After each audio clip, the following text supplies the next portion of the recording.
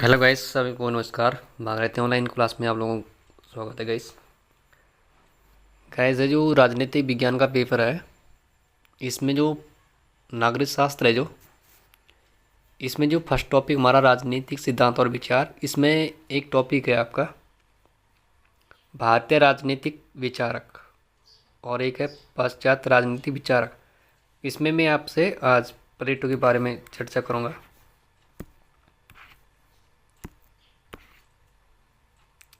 क्यों नहीं आए?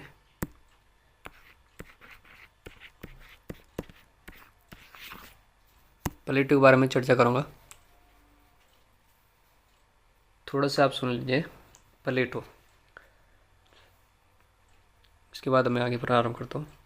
जो प्लेटो है, इसका जन्म होता है 428 इसमें 428 ईस्वी में इसका जन्म होता है प्लेटो का। ये एथेंस में इनका जन्म हुआ था। इनका बचपन का नाम अरिस्टोकिस था और माता का नाम इनका था पेरिस्टोन, तथा इनका जो पिता थे, इनका पिता का नाम था अरिस्टोन था। कहा जाता जो प्लेटो था, प्लेटो के जो व्यायाम शिक्षक थे, इनके जो व्यायाम शिक्षक थे, इनके चौड़े कंधों के कारण इनके नाम के जो प्लेटो था, उनके जो कंधे थे वो चौड़े थे। इन्हीं चौड़े कंधों के नाम से इनका जो गुरु था, इनका नाम प्लेटो नाम दिया था। जो प्लेटो था, ये 20 वर्ष की अवस्था में इसने सुकरात से शिक्षा ग्रहण करी थी।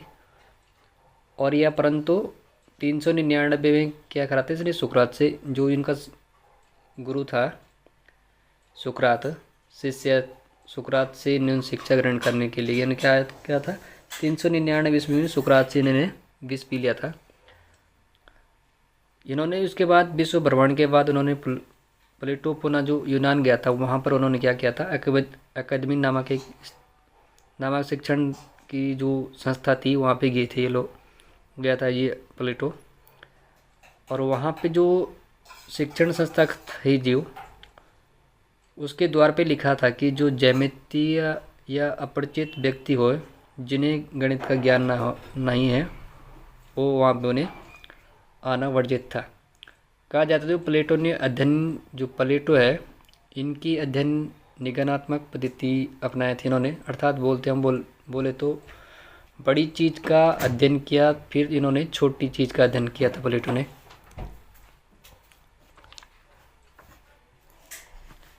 यहीं पर उन्होंने क्या करा था, प्लेटो ने रिपब्लिक नामक एक पुस्तक की स्थापना करी थी इन्होंने। और जो एक दूसरी बुक है इनकी स्टेटमेंट, इस पुस्तक में उन्होंने अपने संविधानों का वर्गीकरण प्रस्तुत किया था इन्होंने। कहा जाता है कि जो सॉरी गाइस, प्लेटो ने व्यक्ति को समाज का एक नन्हा नमूना एक समझा था, और उसने विवेक, साहस, संयम और न्याय के मुख्य पद पर दिया था। कहा जाता जो प्लेटो, कहा जाता कि ज्ञान का रास्ता सीधा ना होती है वहाँ, अपितु तो टेढ़ा होना चाहिए।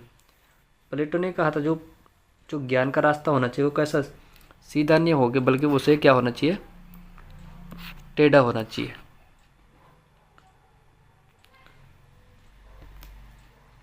प्लेटो ने कहा था कि जो सद्गुण का ज्ञान के अनुसार सडी सेब को एक प्लेटो ने स्टेटमेंट दिया था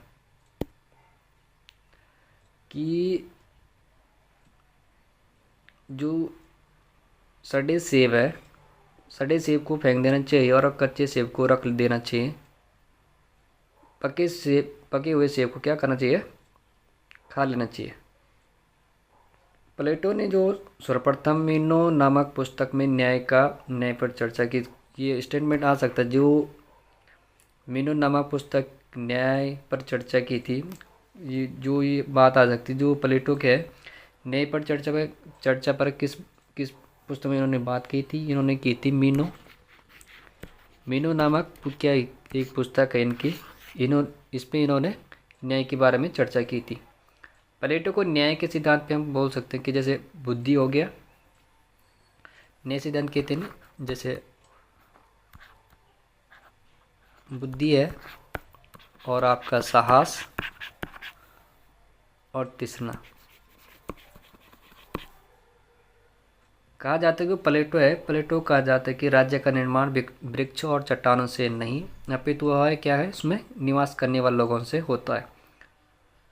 और मानव आत्मा के तीनों तत्वों से ही राज्य के तीन वर्गों का निर्माण होता है, जिनमें व्यक्ति में बुद्धि की मात्रा अधिक होती है और उसमें दार्शनिक वर्ग का अधिक निर्माण होता है। इसमें प्लेटो कहता है जिनमें धैर्य होता है, धैर्य बोलते तो शौर्य की मात्रा अधिक होती है, और उस जो सैनिक होते हैं तथा जो जिसमें तृष्णा अधिक होती है उसमें क्या होता है, उत्पादक वर्ग में का निर्माण करता है। इसमें प्लेटो कहता है कि जो तीनों वर्गों में अपने कर्तव्यों की पालन करना चाहिए और उसमें राज्य की न्याय की स्थापना होनी चाहिए। प्लेटो ने अपने राज्य के 4 भाग बताए। इसमें जो प्लेटो ने अपने राज्य के 4 भाग बताए उसमें से एक है बुद्धि, और दूसरा है साहस, और तीसरा है आपका तृष्णा, और चौथा है आपका संयम। प्लेटो कहता है कि सद्गुण ही ज्ञान है। प्लेटो को कहना था जो सद्गुण है, एक सेकेंड,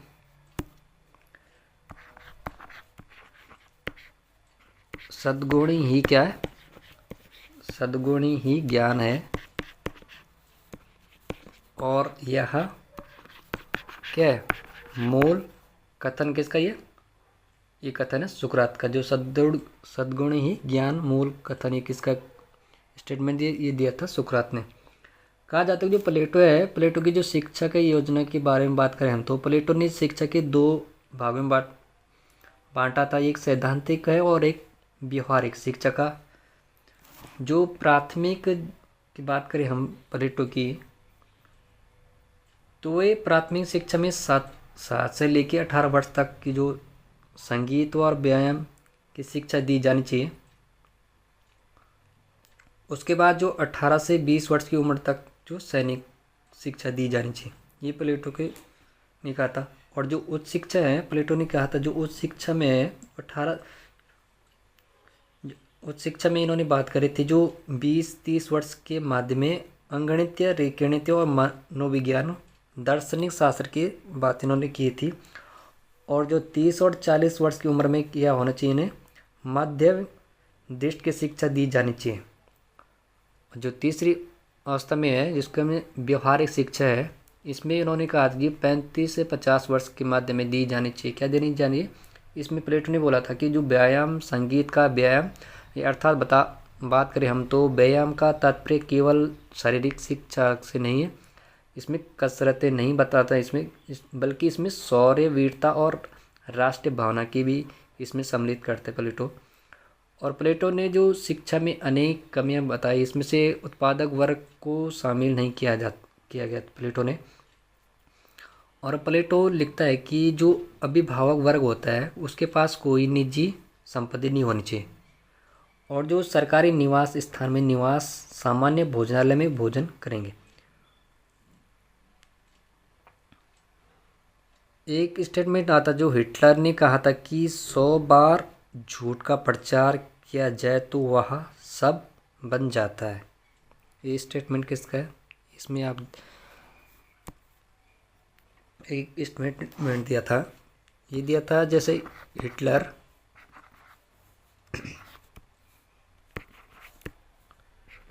ने कहा था कि जो 100 बार झूठ का प्रचार किया जाए तो वह क्या हो सकता है, वह सब क्या हो सकता है, वह सब बन जाता है। ये हिटलर ने स्टेटमेंट दिया था।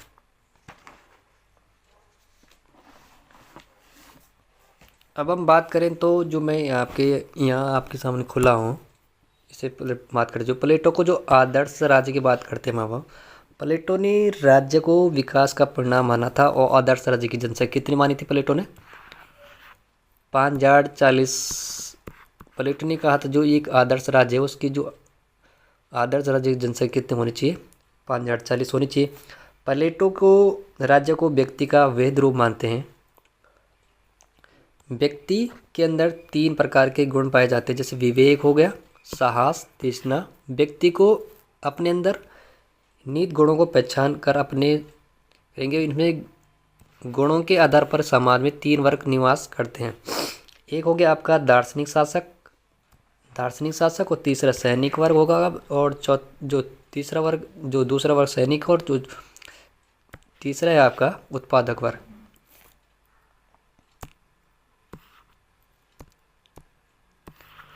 इसमें प्लेटो के अनुसार राज्य को ओक या चट्टान से नहीं बनता है, बल्कि उसमें क्या होता है, निवास करने वाले व्यक्तियों से चरित्र से बनता है राज्य का निर्माण। प्लेटो के अनुसार आदर्श राज्य में जो विधि या दंड का कोई स्थान नहीं है। प्लेटो कहता है जो आदर्श राज्य है उसमें विधि और दंड का कोई स्थान नहीं है। प्लेटो कहता है कि जो आदर्श राज्य में जो दार्शनिक राजा होता है उसमें सबसे अधिक महत्व यह होता है कि वो विवेकशीलता और सिद्धांत में विश्वास रखता हो। प्लेटो के अनुसार जब राज्य दार्शनिक राज नहीं होंगे और राजाओं को दार्शनिक भावना नहीं होगी, तब जो राजा होता है उसमें राजनीतिक महत्व में प्राप्त नहीं किया जा सकता है। प्लेटो ने कहा जाता है जो प्लेटो है उसने श्रीजु नामक राजकुमार को दार्शनिक राजा बनाने का प्रयास किया था।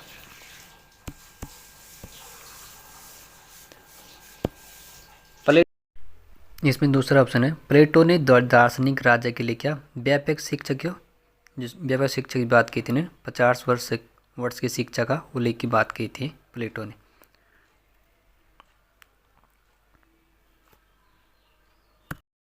और ये जो प्लेटो है उन्होंने कहा था कि जो धोबी और नाई, ये आप ध्यान रख दो, जो प्लेटो ने के अनुसार क्या प्लेटो ने स्टेटमेंट दिया था, जो प्लेटो ने कहा था एक है धोबी और नाई आम व्यक्ति राजा नहीं हो सकते। ये आप ध्यान रखना, जो क्या कौन से धोबी, नाई और आम व्यक्ति राजा नहीं हो सकते प्लेटो ने कहा था। प्लेटो के न्याय सिद्धांत की बात करें हम तो प्लेटो के न्याय सिद्धांत की बात करें तो प्लेटो के अनुसार मनुष्य की आत्मा निहित गुण है और न्याय व्यक्ति को उसको अधिकार दिलाना है। न्याय का विचार रिपब्लिक का सबसे महत्वपूर्ण सिद्धांत है कि इसलिए रिपब्लिक एक अन्य नाम कॉन्स्टिट्यूशन जस्टिस है। प्लेटो ने उस समय प्रचलित न्याय सिद्धांत की तीव्र आलोचना की है। परंपरावादी होगी आपका, इसमें हम कह सकते हैं कि सिप्लिस या पोलीमार्क्स कहते हैं, और संविदावादी और गुलकोन, उग्रवादी और थ्रीसीमेकर्स। न्याय की बात करें हम तो न्याय की परंपरावादी अवधारणा के अनुसार सत्य बोलना तथा तीर्ण चुकाना न्याय है। प्लेटो ने कहा था कि जो न्याय की परंपरावादी जो अवधारणा है वो क्या होनी चाहिए, सत्य बोलना और तीर्ण चुकाना ही न्याय है। न्याय की संविदावादी की अवधारणा की बात करें तो प्लेटो कहता है कि जो न्याय पर क्या होना चाहिए, सबल और निर्बल व्यक्ति के माध्य का समझौता ही ग्लूकोन है। और प्लेटो को जो न्याय का उग्रवादी सिद्धांत का समर्थन करते हुए उन्होंने थ्रेसिमेक्स ने कहा था कि न्याय जो शक्तिशाली का हित है। थ्रेसिमेक्स ने कहा था कि जो न्याय के होता है वो शक्तिशाली का क्या होना चाहिए, हित होता है। प्लेटो ने न्याय की जो उपरोक्त अवधारणा का खंडन करते हुए कहा कि जो व्यक्ति का जो आत्मा का गुण है वह न्याय के गुणों के आधार पर सामाजिक विभाजन करता है।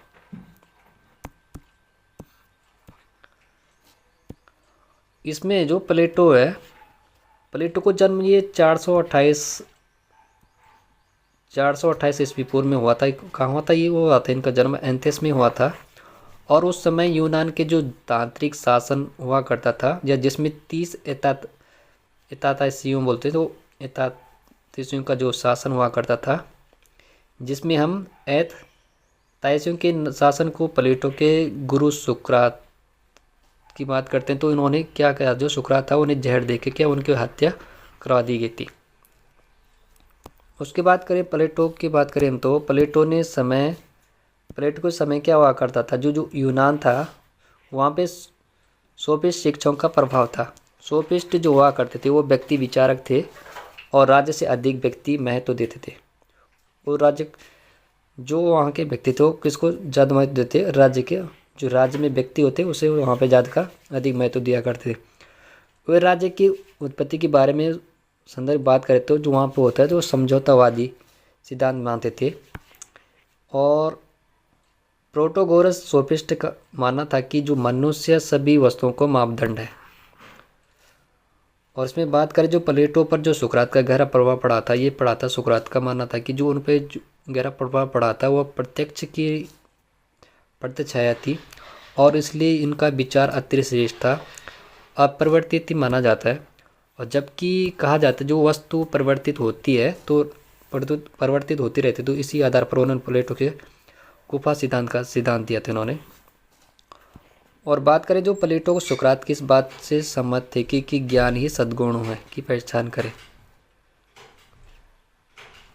की बात करी थी उन्होंने।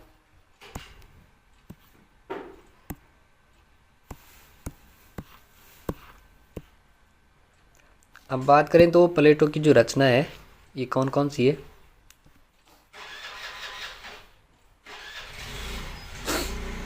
प्लेटो की सबसे महत्वपूर्ण पुस्तक है रिपब्लिक, जिसमें आदर्श राज्य शिक्षा और सिद्धांत समाजवाद का विवरण देते हैं। और रिपब्लिक समाज शैली में लिखा गया है कि जो पुस्तक है उसमें पोलीमार्स, गलकन तथा एडमंटन्स प्रमुख पात्र है इसमें।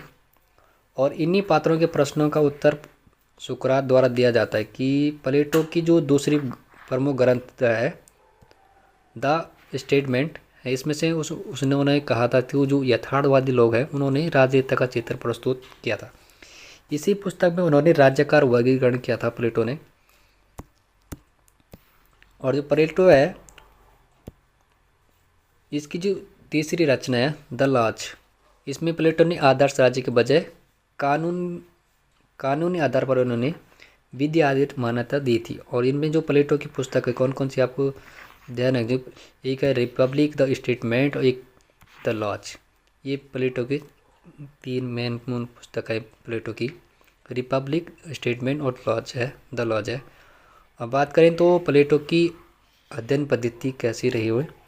जो प्लेटो की जो अध्ययन पद्धति है निगनात्मक अध्ययन पद्धति का अनुसरण करता है, इस जिसमें कहा जाता है जिसमें वह क्या करते हैं कि एक सामान्य घटनाओं से विशिष्ट निष्कर्ष पर निकलते कि और आगमनात्मक पद्धति पर विशेष से सामान्य की ओर बात करते हैं अरस्तु।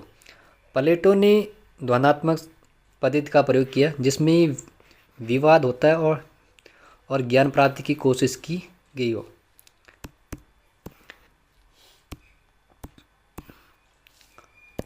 और प्लेटो ने संवाद शैली का भी प्रयोग किया था।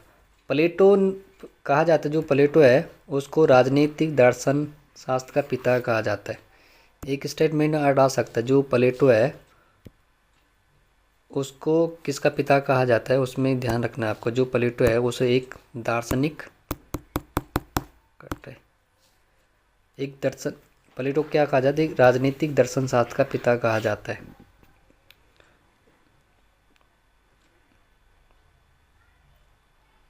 इसमें मैं आपको कुछ और एक दो कुछ कराता हूँ आपको, एक सेकेंड रुकिए आप।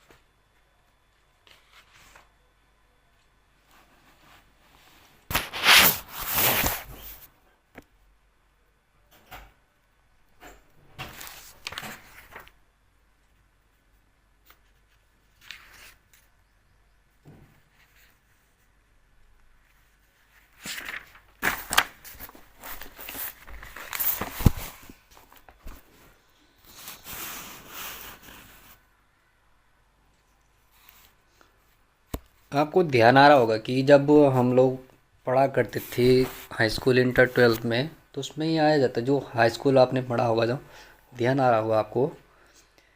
एक मैं प्रश्न दे रहा हूँ आपको, जो जो भारत है, भारत तथा सोवियत संघ, आपने पढ़ा होगा। सोवियत संघ संधि पर, सोवियत संघ संधि पर हस्ताक्षर कब हुए थे?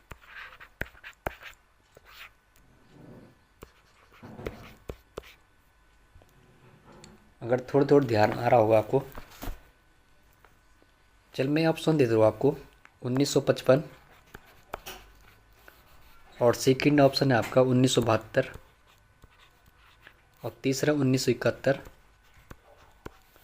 और चौथा अपना ऑप्शन है आपका 1969।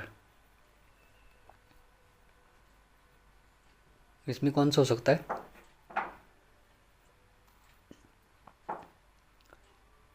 भारत और सोवियत संघ पर जो संधि पर हस्ताक्षर हुए थे, ये हुए थे 1971 में।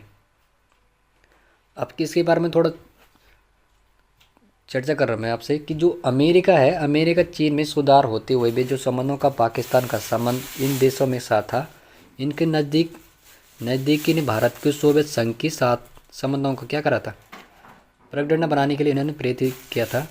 और 1971 में भारत और सोवियत संघ के क्या हुए थे, 20 वर्षीय मैत्रिक संधि पर हस्ताक्षर हुए थे।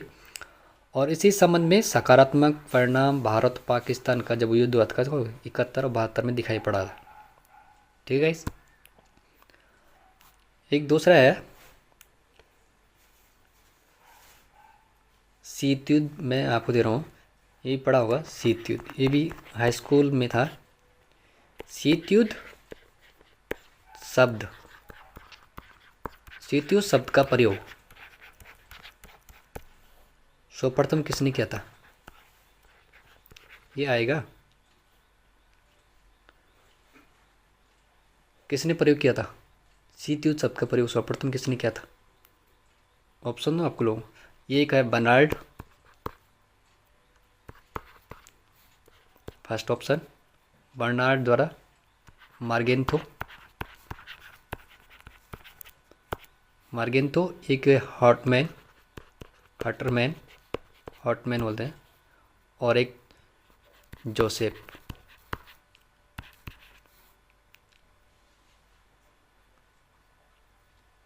प्रश्न में फिर से दोहरा रहा हूँ, शीत युद्ध शब्द का प्रयोग सर्वप्रथम किसने प्रयोग किया था?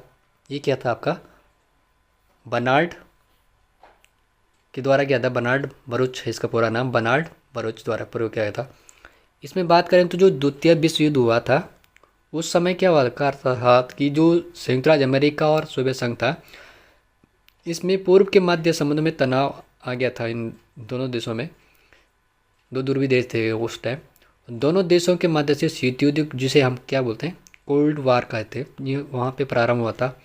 और इसके तहत जो प्रत्यक्ष युद्ध नहीं होता बल्कि उनके अप्रत्यक्ष युद्ध होता है। इस शब्द का जो सबसे पहले प्रयोग किया था बर्नार्ड बरूच द्वारा प्रयोग किया गया था। ठीक है। अगर आपको हमें पढ़ा ये तो अच्छा लग रहा है तो आप लाइक करें और शेयर करें अपने दोस्तों में। इसमें हम दूसरा क्वेश्चन देते हैं आपको। अभी एक दूसरा है, एक जो है ब्रांड आयोग के अध्यक्ष विली ब्रांड, अध्यक्ष जिसे हम बोलते हैं विली ब्रांड किस देश के रहने वाले थे? एक है यूएस, दूसरा है इंग्लैंड, तीसरा ऑप्शन है मैक्सिको, और तो जो चौथा ऑप्शन है आपका पश्चिमी जर्मनी।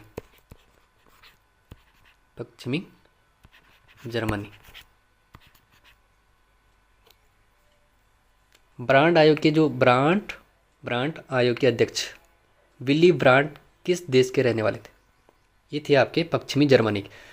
इसमें जो इसकी बात करें, जो जो विकसित और विकासशील देशों में उत्तर और दक्षिण के माध्य में सकारात्मक क्या हुआ करता था, इनमें संबंधों का बांटने का उद्देश्य था कि जो पश्चिमी जगत के लोग थे उसमें पश्चिमी जर्मनी की विली ब्रांड के जो अध्यक्ष थे, जो अध्यक्षता करते थे, उसमें एक आयोग गठित किया गया था। उसमें था इस आयोग को इसी आयोग को बोलते हैं, इसे ही ब्रांड आयोग कहते हैं।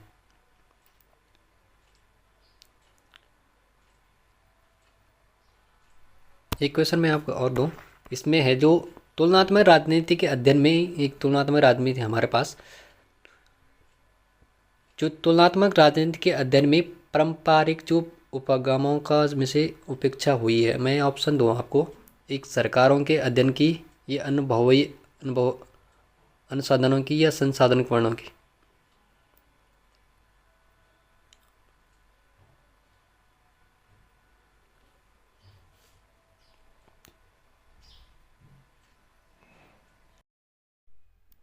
अगर आप हमारे चैनल में पहली बार आए तो चैनल को लाइक करें, शेयर करें और उन दोस्तों में शेयर करना भूलें। थैंक यू बने रहने के लिए। मिलते हैं दूसरी वीडियो। Bye guys.